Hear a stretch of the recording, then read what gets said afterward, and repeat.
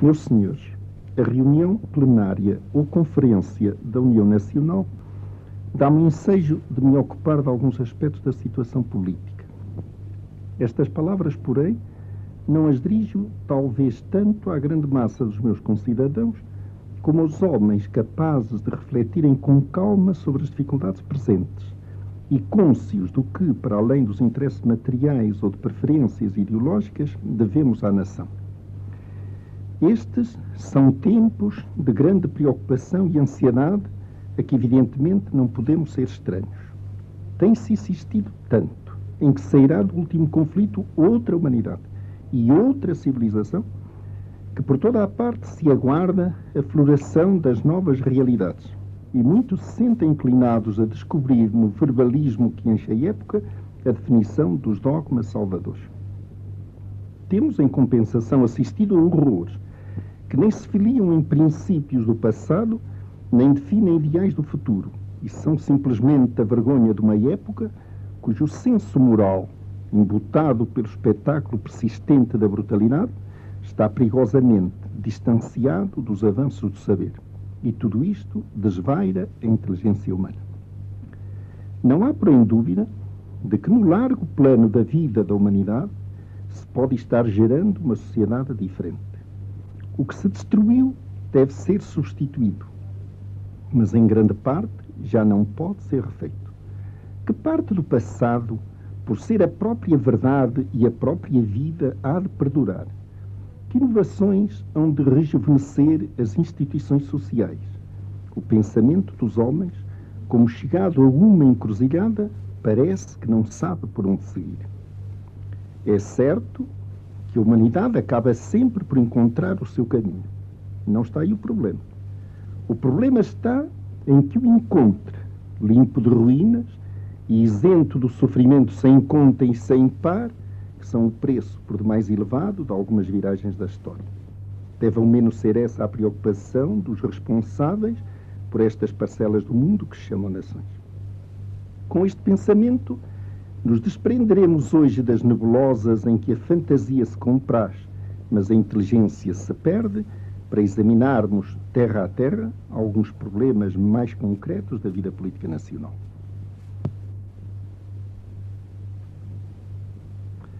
Parto de uma verificação, a relevância do fator político na vida portuguesa. Podemos lamentar que assim seja, e eu lamento sinceramente, mas é assim. Isto quer dizer que nenhum problema dos que formam a trama da vida nacional pode esperar solução conveniente sem que a tenha o problema político. Duas razões se encontram na origem do facto. Uma, de caráter geral, é a elefantíase deste monstruoso Estado moderno que, mesmo quando desiste de se apoderar das almas, não pode abster-se de, por mil intervenções e competências, impor diretrizes e limites à livre expansão da vida social. Sobretudo aqueles que, por qualquer motivo, se deixaram atrasar, têm de submeter-se ao impulso que só de uma ação centralizada, de uma força superior, de uma concentração de meios de toda a ordem, pode derivar para o corpo social. Outra razão, porém, é peculiar nossa e está na fragilidade da vida portuguesa em todos os aspectos sobre que se possa encarar. A constituição familiar, a organização religiosa, a economia privada, a associação espontânea ou voluntária para fins culturais, morais, desportivos, de puro interesse material ou ideal, tudo parece oscilar e, de facto, depende do bafo salutar ou maléfico do poder. Pode ser que, uma outra vez, essa mesma fragilidade se deva a intervenções abusivas do Estado na ânsia de alargar a sua ação em esferas privadas da vida. No geral, e no nosso país, o fenómeno é devido a causas profundas que não está ao alcance de ninguém remediar em curto prazo. E a conclusão a que chegam é a seguinte: não podemos tratar levianamente, mas não podemos dispensar-nos de dar a máxima atenção e cuidado a um problema de que depende em tão alto grau não só o destino da nação portuguesa, como a vida e a prosperidade dos nossos concidadãos.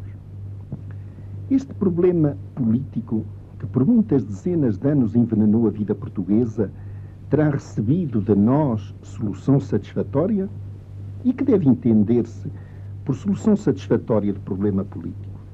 Não podemos fiar a resposta de tão excessiva exigência como seria a unanimidade dos cidadãos. Nenhum regime a teve nunca. Nem de se haver reproduzido um tipo ideal de Constituição, pois que o não há.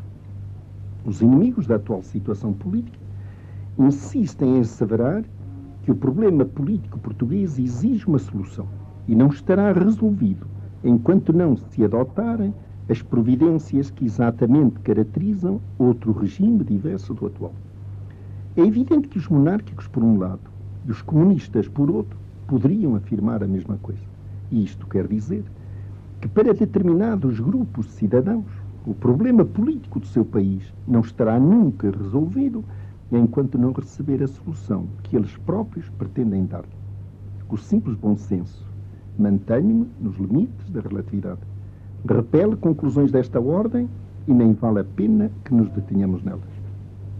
Na realidade simples das coisas, a solução é satisfatória se assegura a existência de um governo forte, sob estável esfatura do Estado, aceites pela conformidade da massa dos cidadãos, quando sentem defendidas as suas liberdades e interesses essenciais. Tal sorte de governo representa a própria essência e fins do poder público. A garantia das liberdades essenciais permite a tranquilidade na ordem, que significa a paz pública. Podemos aferir, portanto, do valor de uma solução política, mais do que por justificações doutrinárias, por este facto simples, mas fundamental. Se houve progresso na paz. Não é discutível se gozamos de um e da outra em Portugal nos últimos 20 anos. A solução política ou conjunto de soluções constitucionalmente encontradas para o problema português terá fatalmente de ser substituído ou sofrer profunda repercussão das transformações políticas verificadas noutros países? Há muito quem julgue entre nós, por espírito de imitação uns, por deficiente análise dos acontecimentos outros, e alguns, porventura, pelo gosto da novidade ou pelo cansaço que até o bem causa no coração humano. Julgo que entre as reais qualidades do nosso espírito não se conta uma forte independência mental. Somos capazes de glosar, desenvolver, aplicar ou retificar ideias alheias. Raro teremos lançado no mundo uma concepção nova ou nos teremos emancipado completamente do jugo das concepções alheias. É assim no domínio da inteligência, não assim no campo da ação propriamente dita, como demonstram duas grandes ordens de factos, os descobrimentos e a colonização portuguesa. Desta verificação se deviam tirar conclusões preciosas para a educação nacional, mas não é agora o momento para isso. A última guerra foi sem dúvida conduzida à sombra de uma bandeira, mas tenho tido dificuldade em crer que o fosse em todos os campos ao abrigo de uma ideologia, ou menos de uma ideologia claramente definida e unanimemente adotada. Os factos têm-se encarregado de o confirmar com uma clareza meridiana. A irredutibilidade de conceitos fundamentais acerca do homem, da sociedade civil, do Estado, mesmo de processos de governo, não era menor entre os aliados na guerra que entre estes e os seus inimigos. Nem é exato que fossem substancialmente diversos os processos de conduzir a guerra. A vitória deveu-se, sobretudo, à supremacia dos exércitos, conduzida por autoridades fortes, na frente e na retaguarda, nos campos de batalha e nas oficinas, na luta e no governo. E também não é exato que da guerra tenha saído uma floração de instituições eficientes. É quase cruel anotá-lo perante o que se passa no mundo. Sempre entendi que deveria ter-se feito distinção entre o reconhecimento das liberdades fundamentais que consubstanciam o respeito por parte do Estado da pessoa humana e as mil formas de organização do poder, salvo quando esta é condição essencial da efetividade daquelas. As discussões têm revelado o equívoco, mas não esclarecido o problema. Já nem mesmo se sabe o que há de entender-se por democracia. É justo termos a maior compreensão em face das dificuldades que sentem hoje muitos países para ressurgir das ruínas e encontrar uma base estável de organização política e de paz social. Mas não podemos tomar como a última palavra da sabedoria política o que, em alguns casos, são apenas compromissos entre forças opostas, tentativas de acerto, quando não erupções da profunda desordem em que a Europa ficou. Devemos subir a outro plano para compreendermos melhor os problemas presentes e o valor das soluções. Devemos ter como factos primaciais do nosso tempo os seguintes: a deslocação do poder político internacional por efeito da última guerra, a tendência para se deslocar o centro de gravidade das forças internas, fenómeno provocado em todo o mundo pela ascensão das massas ao bem-estar, à segurança e à atividade política. Examinaremos separadamente estes dois grandes acontecimentos. Da última conflagração, esmagados o Japão e a Alemanha, surgiram para a hegemonia mundial dois grandes poderes, os Estados Unidos e a Rússia.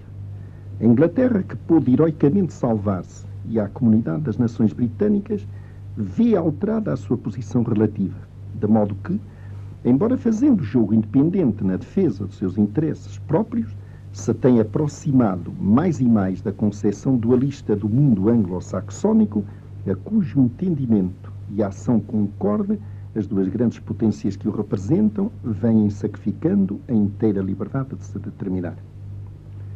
Os Estados Unidos sentem, como não sentiram em 1919, a responsabilidade da sua força e da sua vitória.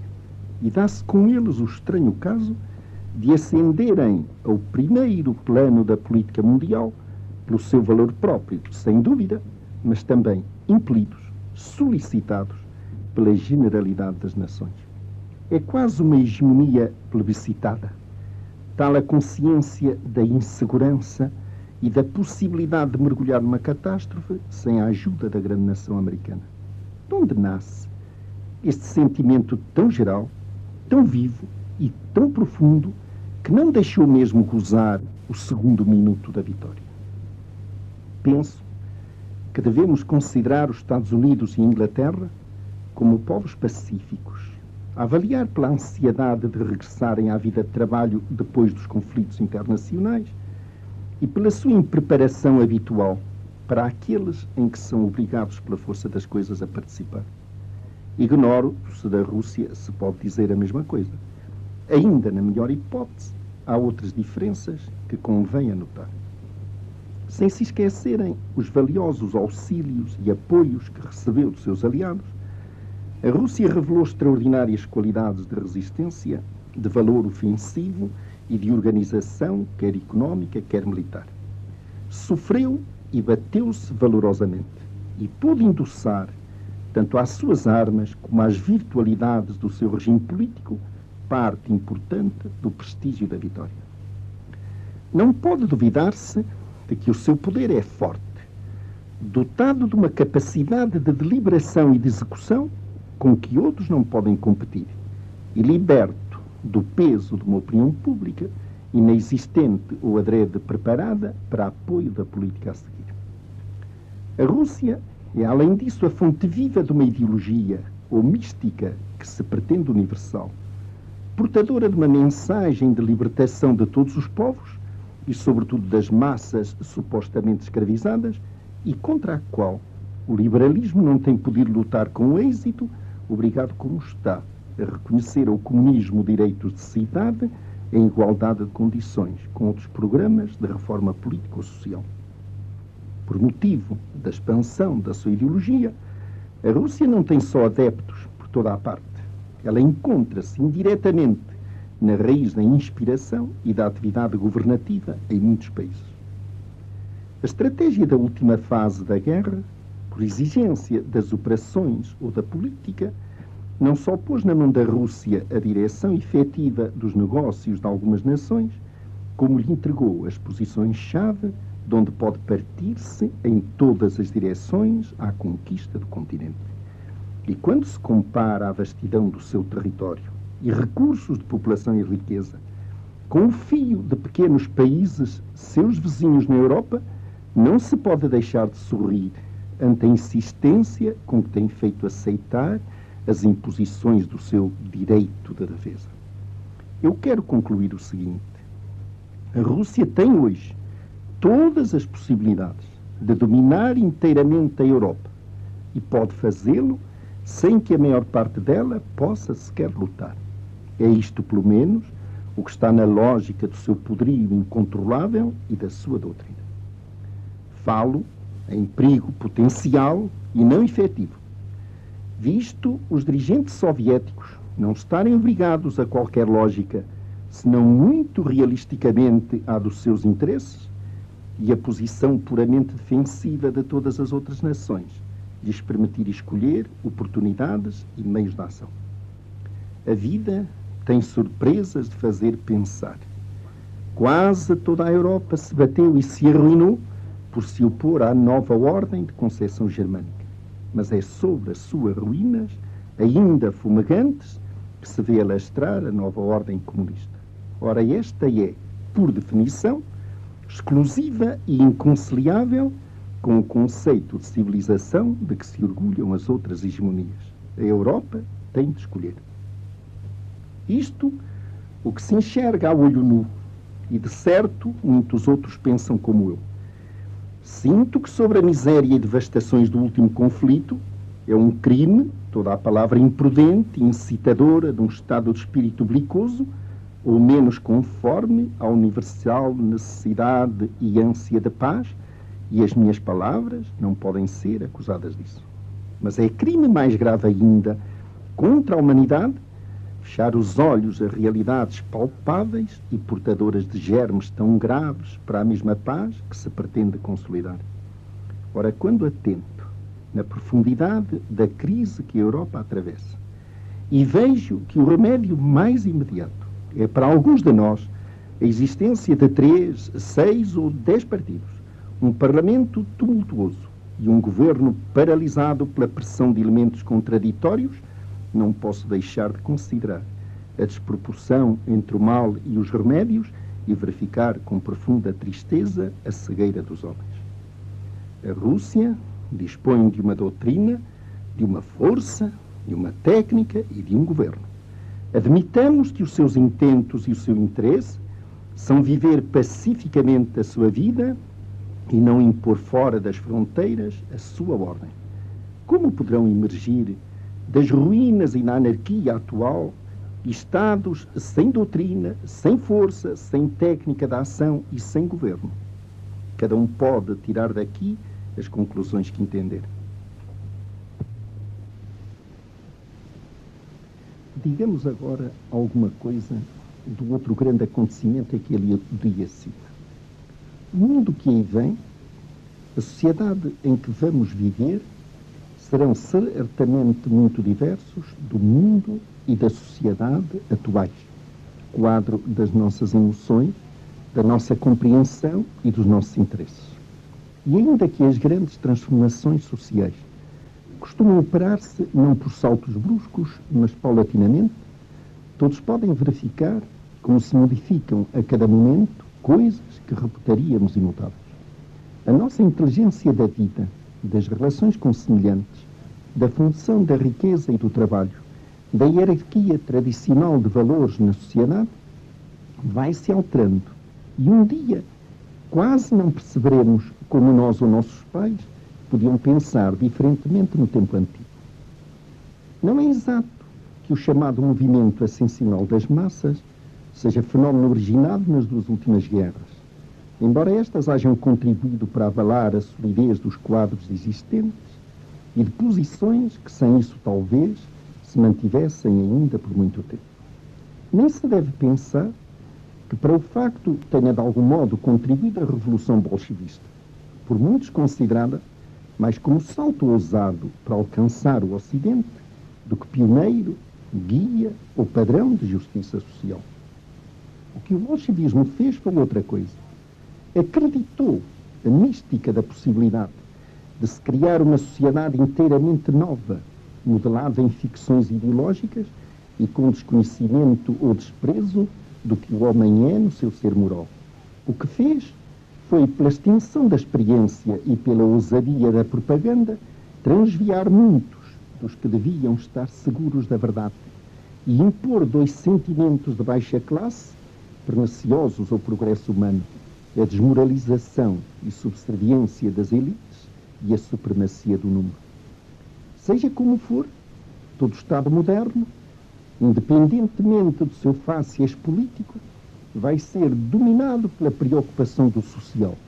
Preocupação que há de certamente traduzir-se em intervenções mais ou menos profundas no domínio económico, propriedade e produção, mas cuja finalidade se cifra em se conseguir melhor distribuição da riqueza produzida e na admissão da generalidade dos indivíduos aos benefícios da civilização. Quer pelo facto dos interessados tenderem a confiar da sua própria ação a satisfação das suas reivindicações, quer em virtude das melhorias conquistadas, não se pode desconhecer o peso que essas massas representam na vida do Estado e até na sua organização. A questão que se põe é, por isso, a seguinte: qual a melhor forma de representação e de defesa dos trabalhadores no Estado? A segunda metade do século XIX e as primeiras décadas do atual parece terem revelado que o regime parlamentar não pôde dar solução satisfatória ao problema. Tanto quando as massas trabalhadoras se desinteressaram da organização do Estado, como quando se interessaram na sua direção por meio de partidos socialistas, sentiu-se que não foi atingido o escopo geral. Em numerosos casos, ao lado do partido organização política, surgiu o sindicato e seus graus superiores, organização social. É inútil pensar que o alargamento do sufrágio daria satisfação e resolveria a dificuldade. Na melhor hipótese, a representação parlamentar oferece o aspecto de uma duplicação de forças que ou se revelam hostis, ou pelo menos inarmónicas, mesmo quando o partido que se arroga a representação das massas operárias exerce com exclusividade o poder. Por mim, não estranho que assim seja. Primeiro, o Estado define, representa e defende tal multiplicidade de interesses que não pode subordinar-se sem risco para a nação a um pensamento de classe ou dedicar-se à exclusiva satisfação das reivindicações desta. De modo que um partido socialista, para ser partido de governo, tem de ter as suas ideias sobre o conjunto dos problemas nacionais e perde por esse facto o paralelismo que deveria prendê-lo à massa que, teoricamente ou menos, está na sua base. Daqui resulta, como consequência fatal, que a representação do interesse do operário, ou mesmo em termos mais latos do trabalhador, tem de ser confiada a indivíduos cujas ligações, em muitos casos, se devem considerar bastante longínquas do mundo real do trabalho, o que, por ser necessário, nem sempre se afigurará legítimo. Em segundo lugar, é tal a complexidade das sociedades civilizadas, são tão numerosos e intrincados os interesses materiais e morais que nelas se movimentam, tão necessárias uma direção superior e uma ação arbitral para dirimir conflitos possíveis, que bem parece não poder o Estado exercer a sua ação independentemente de duas condições. A primeira, a existência de uma organização social base, estranha e independente de qualquer outra organização, destinada a criar um órgão político de representação. A segunda, a reforma do Estado, no sentido de se aproximar, ou melhor, de incorporar em si mesmo essa organização. Sou assim levado a crer que a solução do problema enunciado acima vai impor no futuro um tipo de Estado no qual o conjunto dos interesses da nação, integralmente organizados, tenha representação efetiva e direta por intermédio dos próprios interessados. Não desejava que nos considerassem precursores, mas é aquilo mesmo que pacientemente temos procurado fazer. Vou terminar. Levaram há dias a dormir o eterno sono na sua querida terra de província um homem que foi meu professor de Direito em Coimbra. Sem grandes qualidades de exposição e de brilho, era, no entanto, possuidor de uma grande inteligência e de primores de caráter verdadeiramente excepcionais. Militou num dos antigos partidos e penso que, conservando-se aliado da atividade política, quis manter-se fiel à sua anterior posição. Um dia, de passagem por Lisboa, e vencendo uma espécie de repugnância instintiva, subi pela primeira vez as escadas do Terreiro do Paço para o cumprimentar, depois que fora nomeado Ministro da Instrução. Recebeu-me como sempre e como a todos com bondosa simplicidade. E às palavras que lhe dirigi, e em que certamente deixara transparecer a esperança de vasta ação reformadora, tão urgente naquele setor da administração pública, cortou, cerce, todas as minhas esperanças com esta frase de puro desânimo. Não se pode fazer nada. Não lhe sobressaltara o espírito, sequer, aquele alvoroço dos primeiros momentos, natural, aliás, a quem é elevado a alta posição. Nem lhe animava o olhar aquele fogo interior, esperança, contentamento ou ambição satisfeita. Encostado à secretária, o olhar vago, os braços cruzados, o ar de vítima, a sua figura ficou sendo para mim um símbolo. Pareceu-me que esse homem de bem, apenas por disciplina, aceitara esta coisa horrível, que é o sacrifício do valor próprio à inutilidade total. Diante do seu espírito, ao medir as possibilidades da ação, perpassava certamente a imagem da balbúrdia sanguinolenta ou torpe, em que nós acabámos por converter, na sua transplantação para Portugal, o correto e flegmático parlamentarismo britânico. Por andar muito longe do meu espírito qualquer ideia de governar, não pensei então, mas depois disso, muita vez me surpreendi a interrogar-me por que havia o discípulo de fazer mais ou melhor que o mestre. Esta pergunta torna a conduzir-nos ao coração do problema objeto do meu discurso. Não é exato que todos os regimes se equivalham e também não é seguro que o mais perfeito no domínio da doutrina seja sempre o melhor nas contingências da prática. De um se diz terem virtualidades peculiares e de outro se sabe exigirem aos cidadãos virtudes cívicas em grau que nem todos os povos atingiram ainda. Pode, porém, afoitamente assegurar-se que a eficiência não é igual em todos, nem igual ao rendimento do elemento humano. Quando um país encontrou, como Portugal, uma linha conveniente de pensamento e de ação política, assente em segura experiência, é desacisado trocá-los, dando atenção a vozes, aliás, dissonantes, que se erguem das ruínas e das divisões da Europa a apregoar sistemas salvadores. Sejamos largos de pensamento e aceitemos as correções e desenvolvimentos que o regime comporte, sem se negar.